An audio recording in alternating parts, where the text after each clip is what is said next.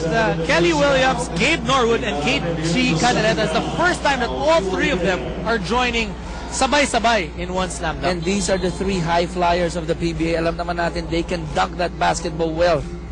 As in store for us now, that's a very difficult dunk. Go under the rim and then dunk it on the other side. At mahirap-hirap yung... Look at that dunk, coming in from one side, twisting to the other, going for two hands. Aiming yan at galing sa likod ng ring.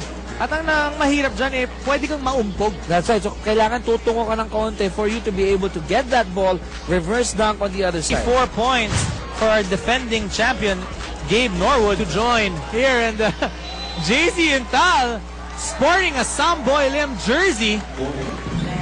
Talk about creativity. Woo! Getting a little bit of help from his teammate Cyrus Baguio.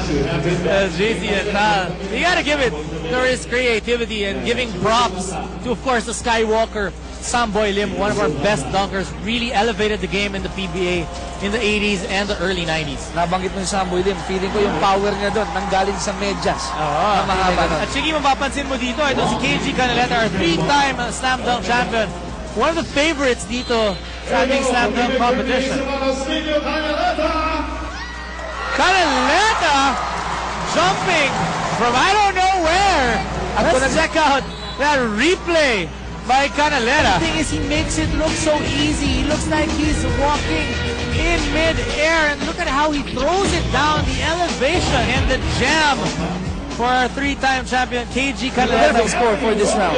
Putting pressure on Kelly Williams. And these are the three high flyers of the PBA. Alam naman natin, they can dunk that basketball well. And oh!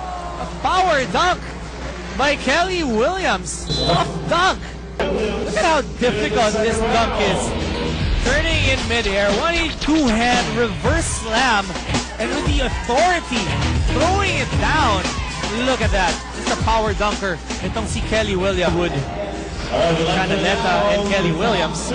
So the official score now, KG Canaleta with a total of 95 and Kelly Williams with a 94. Now these two go into the finals of our 2010 Slam Dunk competition. And officially, na-dethrone na yung ating Slam Dunk champion na si Gabe Norwood, who won it last year.